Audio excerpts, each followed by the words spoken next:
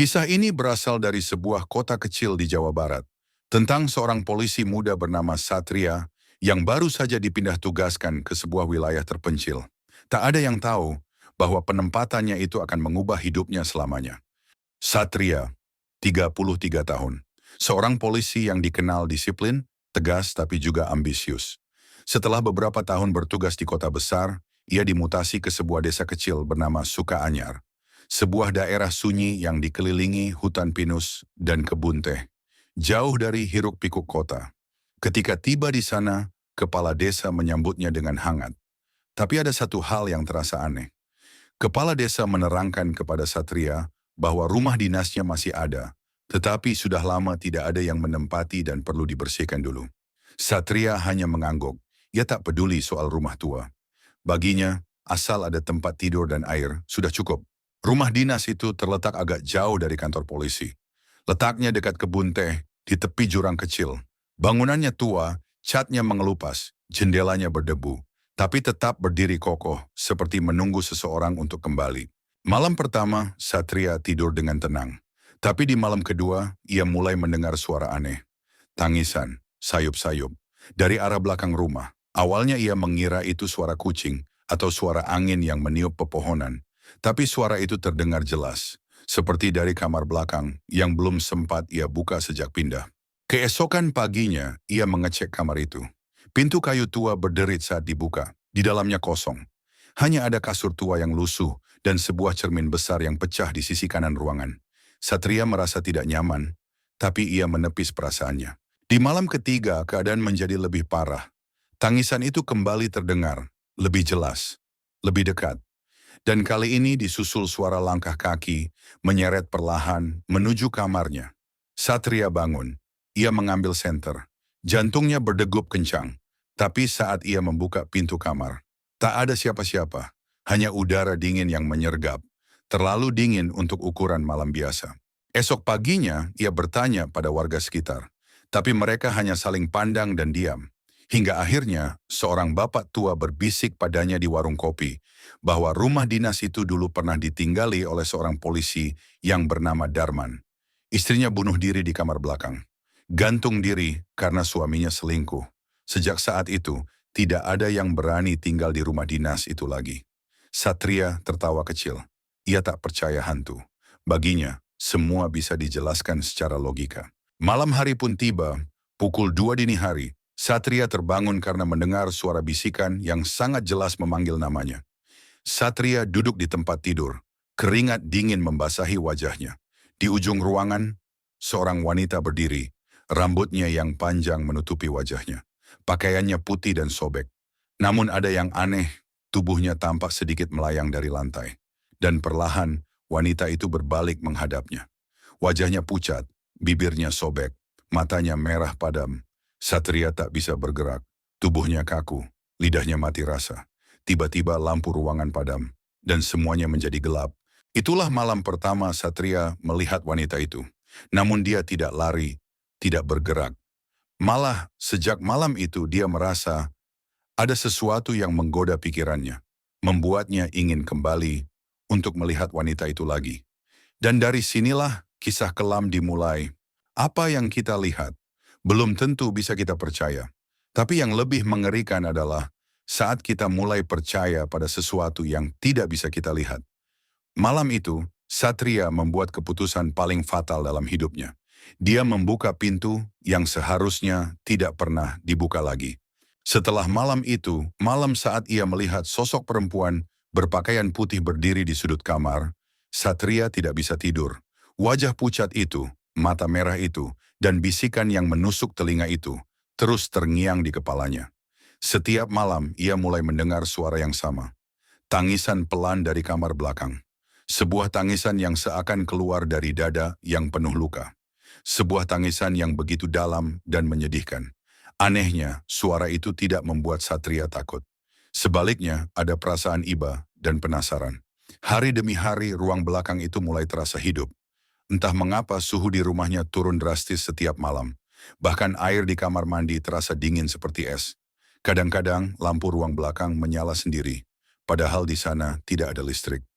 Satria mulai sering berdiri di depan pintu ruang belakang, hanya menatap gagang pintu kayu tua yang berkarat itu. Apa yang sebenarnya terjadi di sini? Gumamnya di suatu malam. Di kedai kopi itu, warga mulai membicarakan Satria. Rumah itu angker sejak istri Pak Darman gantung diri. Ngapain dia tinggal di situ? Kudengar dia suka bicara sendiri di malam hari, ucap seorang warga setempat. Namun Satria tidak peduli. Ia mulai berubah.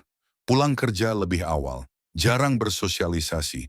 Matanya tampak lelah, tetapi bibirnya kadang-kadang tersenyum sendiri, seolah-olah ia sedang berbicara dengan seseorang yang tak terlihat. Malam itu, sekitar pukul 1.45 dini hari, tangisan itu terdengar lagi. Tapi kali ini lebih keras, lebih dalam. Seolah-olah seseorang benar-benar sedang menangis pilu di dalam kamar itu. Satria berdiri di depan pintu kamar belakang. Tangannya gemetar, tapi bukan karena takut, karena rasa ingin tahu. Perlahan, ia memutar gagang pintu. Pintu terbuka dan udara dingin langsung menyambutnya. Ruangan itu gelap, tapi di tengah ruangan ada sosok perempuan duduk membelakangi Satria. Rambutnya panjang menjuntai ke lantai. Ia menangis sambil memegangi sebuah foto. "Maaf, aku terlambat," bisik Satria, entah kepada siapa. Wanita itu berputar-putar, wajahnya hancur sebagian, bibirnya robek, matanya basah oleh air mata darah. Tapi yang aneh, dia tersenyum. "Akhirnya, kamu datang juga." Satria ingin lari, tapi tubuhnya malah mendekat. Ia duduk di samping wanita itu, dan dalam gelap malam ia memegang tangan dinginnya. Esok paginya, Satria terbangun di kasurnya. Dia tak tahu bagaimana dia bisa kembali ke kamar. Tapi anehnya, tangannya berlumuran tanah basah dan darah kering. Di bawah kukunya ada potongan rambut hitam. Cermin di dalam ruangan pecah sebagian. Dan ada tulisan samar dengan bekas jari. "Terima kasih telah menemaniku." Satria tidak panik. Ia hanya tersenyum. Pelan-pelan, pikiran mulai berubah. Ia mulai berbicara sendiri di dalam rumah. Kadang tertawa, kadang menangis. Seolah-olah tinggal bersama seseorang yang tidak terlihat. Seminggu kemudian, Satria mengunci kamar belakang. Tapi setiap malam, ia mendengar langkah kaki keluar dari kamar itu. Langkah itu selalu berhenti di depan kamar tidurnya. Dan tanpa suara, pintu kamarnya terbuka perlahan. Di dalam tidur-tidurnya, Satria mulai bermimpi aneh. Ia menikahi wanita itu. Di tengah hutan, dengan saksi-saksi tak berwajah. Ia mencium bibir yang membusuk. Ia tidur memeluk tubuh yang dingin dan berbau bangkai. "Kamu milikku sekarang, Satria." Setiap kali bangun, ia merasakan ada seseorang berbaring di sebelahnya. Tapi ketika ia menoleh, tak ada siapa-siapa. Suatu sore, seorang ustadz dari desa sebelah datang ke kantor polisi tempat Satria bekerja. Ia datang tanpa undangan. "Saya bermimpi 3 malam berturut-turut. Ada wanita mati minta diusir dari dunia ini. Dia tinggal di rumah tua di dekat jurang," ungkap sang ustadz. Satria hanya tersenyum. "Biar saja dia di sana. Aku tidak sendirian lagi sekarang," sahut Satria. Ustadz itu gemetar. Ia menatap mata Satria. Dan ia tahu, jiwa pria itu sudah bukan miliknya sendiri lagi. Malam memiliki cara tersendiri untuk membisikkan rahasia yang tak ingin diketahui manusia. Dan dalam keheningan yang tak biasa, cinta dan kutukan bisa terjadi di suatu tempat. Setelah berminggu-minggu hidup berdampingan dengan sosok perempuan gaib dari kamar belakang, Satria mulai merasa bahwa dirinya bukan lagi manusia biasa.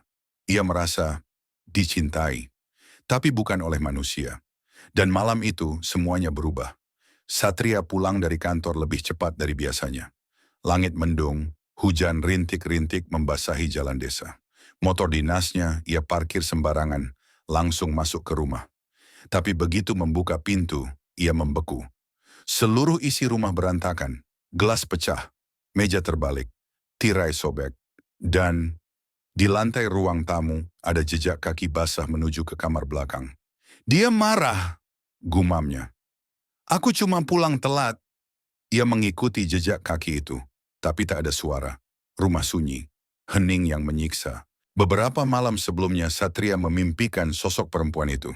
Ia muncul di hutan gelap, berbaju putih dan menatap ke langit sambil menangis. "Aku bukan siapa-siapa, Satria. Mereka membunuhku, aku dikubur hidup-hidup di dekat rumah ini," ujar perempuan di dalam mimpi. Satria bangun dengan peluh dingin. Ia mencatat kalimat itu di ponselnya.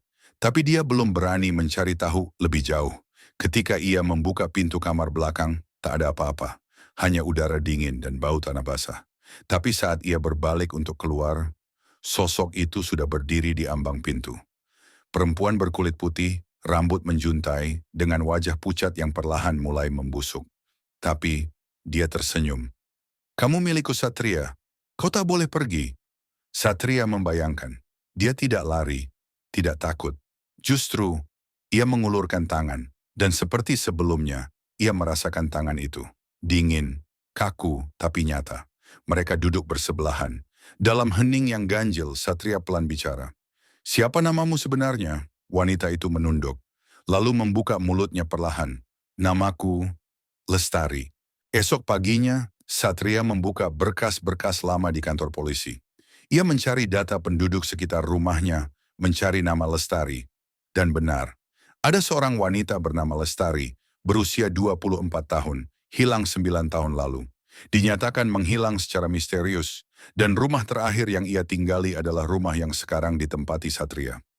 Malam berikutnya, saat Satria hendak tidur, ia melihat bayangan perempuan itu melayang di luar jendela kamar. Tapi anehnya, dia tidak membuka pintu atau jendela. Sosok itu langsung berada di dalam kamar, berdiri di ujung kasur. "Satria, malam ini, aku ingin kamu menjadi milikku sepenuhnya," ucap perempuan itu. Dan perlahan, sosok itu mendekat, melayang tanpa suara. Namun saat wajah mereka hampir bersentuhan, Satria tiba-tiba pingsan. Satria bermimpi berada di sebuah ruangan penuh lilin. Di sekelilingnya, ada banyak perempuan berpakaian putih, bermata hitam tanpa bola mata. Di hadapannya Lestari berdiri sambil memegang pisau berlumur darah. "Dengan darahmu, aku bisa hidup lagi." Satria berteriak, lalu bangun. Keringat membasahi seluruh tubuh. Ia meraba dada. Ada bekas luka seperti goresan kecil yang mengeluarkan darah tipis. Satria mulai merasa melemah. Setiap pagi, tubuhnya semakin kurus. Mata cekung, ia jarang ke kantor. Ia lebih sering duduk di kursi ruang tamu, memilih sudut kosong dan berkata, "Aku cinta kamu, Lestari." Tetangga-tetangga semakin takut. Banyak yang mengatakan mereka mendengar suara perempuan tertawa dari dalam rumah saat tengah malam. "Tertawanya seperti orang mati," kata salah satu warga kampung. Seorang ustadz yang pernah datang sebelumnya muncul lagi. Ia berdiri di depan pagar rumah, memegang tasbih. "Satria, wanita itu bukan manusia. Dia menunggumu mati agar bisa mengambil tubuhmu," ujar sang ustadz. Tapi Satria hanya tertawa pelan dari balik jendela. Matanya tak seperti manusia biasa lagi. Ada kehitaman samar di irisnya. "Terima kasih Ustadz, tapi saya lebih bahagia sekarang," sahut Satria. "Cinta bisa menutup mata, tapi tanah tak pernah bisa menyembunyikan kebenaran. Dan malam ini, tanah itu akan berbicara." Matahari sore redup, tertutup mendung yang menggantung berat di atas desa. Satria duduk di teras rumahnya, menatap pekarangan belakang yang penuh semak liar. Sudah 2 malam ia tak bisa tidur. Bukan karena takut, tapi karena suara. Suara tanah yang bergerak, seperti ada sesuatu yang ingin keluar dari dalamnya. Malam itu, tepat pukul 2 dini hari, Satria terbangun. Jendela kamarnya terbuka sendiri, tirai menari tertiup angin. Ia berjalan ke belakang rumah, melangkah perlahan melewati rerumputan yang mulai tinggi. Lalu, ia berhenti. Tanah di salah satu sudut pekarangan itu bergerak sendiri, seperti sedang bernafas. Suara itu muncul lagi, suara rintihan, tangisan lirih seolah dari dalam tanah. Tiba-tiba, Lestari muncul di sampingnya, seolah-olah melayang dari kegelapan. "Itu tempat aku dikubur, Satria. Dulu aku dipaksa menikah dengan lelaki kaya di desa ini, tapi aku mencintai orang lain. Karena malu, keluargaku sendiri mengubur aku hidup-hidup. Aku ingin jasadku ditemukan, agar aku bisa tenang," ungkap Lestari. Satria hanya terpaku. Emosinya bercampur aduk, antara iba, takut, dan hasrat aneh yang tak bisa dijelaskan. Tanpa pikir panjang, Satria mengambil cangkul dan mulai menggali tanah basah itu. Keringat dan lumpur bercampur di wajahnya. Nafasnya berat, setiap ayunan cangkul terasa seperti menantang sesuatu yang tak terlihat. Setelah 1 jam menggali, ia menemukan sesuatu. Potongan kain putih yang sudah membusuk, lalu tulang, tengkorak, rambut panjang yang masih melekat di tengkorak itu, dan kalung kecil dengan inisial L. Satria jatuh terduduk, lututnya lemas. Tapi suara lembut Lestari membelai telinganya. Terima kasih Satria. Sekarang kamu milikku selamanya. Keesokan harinya, Satria melapor ke kantor polisi. Ia mengaku menemukan kerangka manusia di belakang rumah. Beberapa anggota polisi datang mengecek, tapi saat mereka sampai di lokasi, tidak ada apa-apa. Tanah itu rata kembali, tidak ada lubang, tidak ada tulang, tidak ada kain, tidak ada jejak. Pak Satria, Bapak sehat? Saya lihat tanahnya utuh. Jangan bercanda soal mayat, ucap salah satu anggota polisi. Satria hanya diam.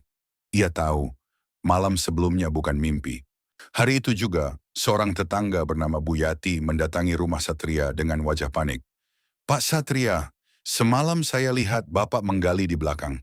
Tapi bukan sendiri, ada perempuan putih berdiri di belakang Bapak. Rambutnya panjang sekali, tapi kakinya tidak menyentuh tanah. Satria menutup pintu, tanpa sepatah kata. Sejak makam itu digali, Lestari semakin sering muncul. Bahkan di siang hari, kadang hanya bayangannya. Kadang cermin memantulkan sosoknya meski tidak ada siapa-siapa di ruangan. Satria tidak lagi menghindar. Bahkan, ia mulai berbicara sendiri. Dan tetangga-tetangga mulai menjauh. Tanah telah membisikkan rahasianya. Tapi tidak semua yang dikubur ingin ditemukan. Karena sebagian luka tidak pernah sembuh meski telah dibuka kembali.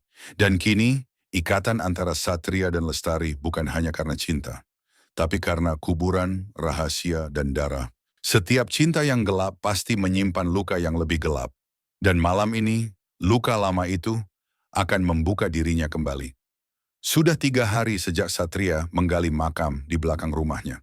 Sejak saat itu, Lestari muncul hampir setiap malam. Kadang hanya menatapnya diam dari pojok kamar, kadang memeluknya dari belakang saat ia tertidur.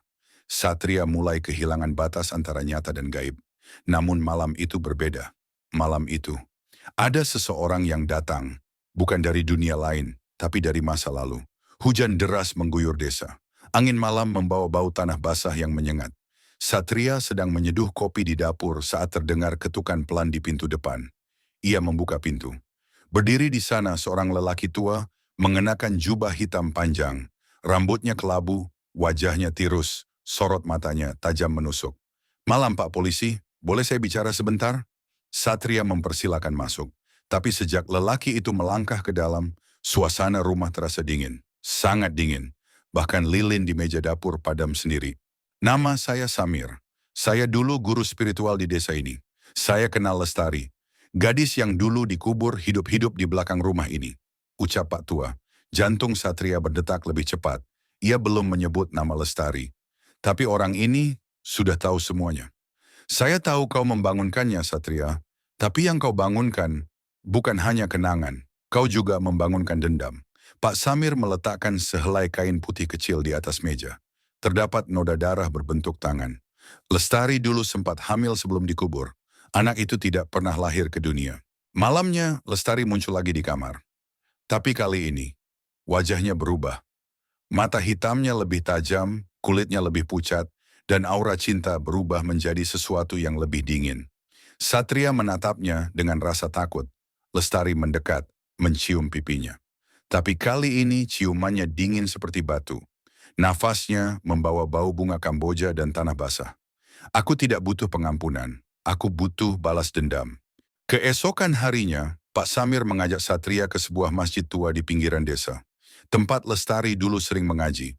Di dalam ruang penyimpanan masjid, Pak Samir menunjukkan sebuah kitab tua yang ditulis tangan. Halaman tengahnya menampilkan gambar wanita berambut panjang duduk di tengah api, dikelilingi oleh simbol-simbol aneh. Ini bukan sekadar hantu biasa. Lestari pernah mengikat sumpah dengan jin pelindung, tapi sumpahnya dilanggar saat ia dikhianati. Kalau kau terus melibatkan diri, kau akan ikut ditarik ke dunia yang tidak bisa kau pahami. Terang Pak Samir. Pak Samir memberikan Satria sehelai kertas bertuliskan ayat-ayat suci Al-Quran. Tapi ia memperingatkan, kalau kamu ucapkan ayat ini, Lestari akan tahu dan dia akan marah.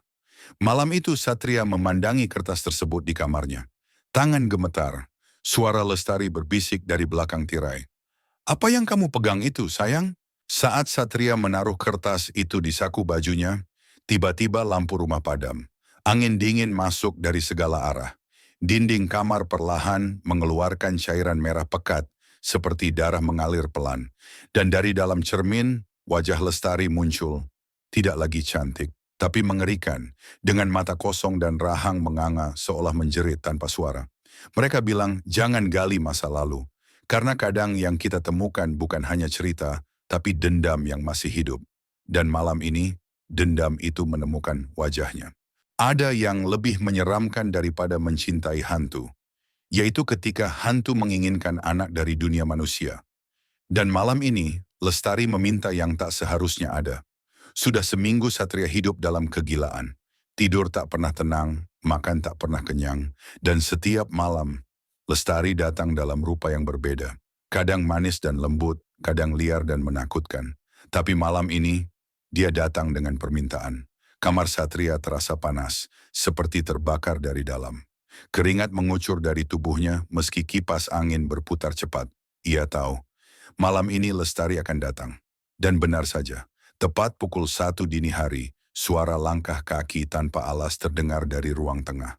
Lestari muncul, rambut panjangnya tergerai, mengenakan kebaya putih tipis yang tampak basah. Tapi kali ini, wajahnya terlihat lebih hidup, pipi bersemu merah, dan senyumnya terlalu manusia. Satria, aku ingin sesuatu darimu. Satria duduk kaku di ranjang. Lestari mendekat dan duduk di sampingnya, lalu menyentuh perutnya sendiri. Dulu, aku mati sebelum melahirkan, tapi kau telah menghidupkanku kembali. Sekarang, aku ingin menebus yang belum sempat aku miliki. Aku ingin punya anak darimu, Satria. Pinta Lestari. Satria melongo. Tak percaya. Ia menggelengkan kepala dengan cepat. Itu tidak mungkin. Kau bukan manusia lagi, kata Satria. Lestari mendekat, wajahnya berubah pucat, matanya menghitam. Beberapa hari kemudian, Lestari membawa Satria ke sebuah gubuk tua di tengah hutan bambu. Di sana, telah disiapkan lingkaran tanah liat merah dengan lilin hitam menyala di sekelilingnya. Lestari duduk di tengah lingkaran dan meminta Satria meneteskan darah dari jarinya ke dalam kendi tanah. Dengan ini, kita akan menyatu dunia dan akhirat, ujar Lestari. Saat darah menetes, terdengar suara lirih tangisan bayi, tapi tak ada siapa-siapa. Langit bergemuruh, angin bertiup kencang, dan semua lilin padam bersamaan. Malam itu Satria bermimpi. Dalam tidurnya, ia melihat seorang bayi dengan wajah putih pucat dan bola mata hitam legam, menangis digendong oleh Lestari. Ayah, aku akan segera lahir. Satria terbangun sambil berteriak. Tidak! Keringatnya banjir. Tapi saat ia membuka mata, Lestari sudah berdiri di pojok kamar, memegangi perutnya yang kini sedikit membuncit. Saat cinta telah menciptakan kehidupan, yang lahir bukan hanya bayi, tapi kegelapan yang tak bisa ditebak asal-usulnya. Sudah 2 minggu sejak ritual malam itu. Perut Lestari membesar lebih cepat dari seharusnya. Dalam hitungan hari, ia tampak seperti wanita hamil 7 bulan. Satria mulai kehilangan arah. Ia jarang keluar rumah, berhenti dinas, dan tak lagi menyentuh telepon genggamnya.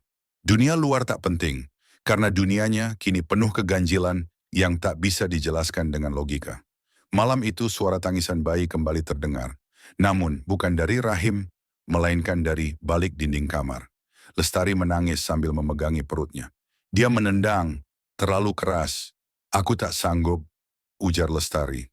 Satria mencoba menenangkannya, namun saat ia menyentuh perut itu, tiba-tiba kulit Lestari terasa sangat dingin, dan detak jantungnya tak terdengar. Lalu perutnya bergerak sendiri seperti ada makhluk merayap dari dalam. Apa yang kau bawa di dalammu, Lestari? Ucap Satria. Bukan aku yang membawa dia, Satria, tapi dia yang memilih kita, sahut Lestari. Beberapa malam kemudian, Satria bermimpi buruk. Dalam mimpi itu, ia melihat Lestari melahirkan. Tapi yang keluar bukan bayi, melainkan bayangan hitam, bentuknya samar, seperti asap tebal yang memiliki mata. Makhluk itu menatapnya, lalu tertawa. Ketika Satria terbangun, ia mendapati sebuah bekas cakaran di dadanya, panjang, merah, dan berdarah. Apa ini hanya mimpi? Atau dia sudah mulai muncul ke dunia nyata? Gumam Satria. Lestari mulai sering mengigau. Ia menyebut nama-nama aneh dalam tidurnya, seperti rakus bayi hitam dan penunggu hutan mati. Tubuhnya panas dingin dan aroma anyir darah memenuhi kamarnya. Di malam ke-17, Lestari berbisik, mereka akan datang Satria. Semua makhluk dunia lain akan menyaksikan kelahiran ini. Satria hanya bisa menangis. Malam itu, angin menderu di luar rumah Satria. Petir menyambar tanpa jeda, dan hujan mengguyur seperti langit sedang menangis. Lestari menggeliat di tempat tidur. Tubuhnya berkeringat deras, wajahnya pucat, dan matanya terus menatap ke arah langit-langit yang tampak retak. Satria, waktunya sudah tiba, ujar Lestari. Satria panik. Tak ada dokter, tak ada bidan, tapi Lestari sudah berteriak kesakitan, seperti wanita dalam proses melahirkan. Namun dengan nada jeritan yang bercampur dengan suara lain. Suara pria tua, suara anak-anak, dan suara-suara dari dunia yang tak terlihat. Lestari mengerang, tubuhnya menggeliat liar. Darah mulai membasahi spray, dan dari rahimnya mulai muncul asap hitam pekat yang melayang di udara, membentuk wajah-wajah menyeramkan. Dia akan keluar, bersiaplah. Suara itu terdengar dari balik dinding. Satria ingin lari, tapi kakinya tak bisa bergerak. Seluruh tubuhnya seperti terpaku.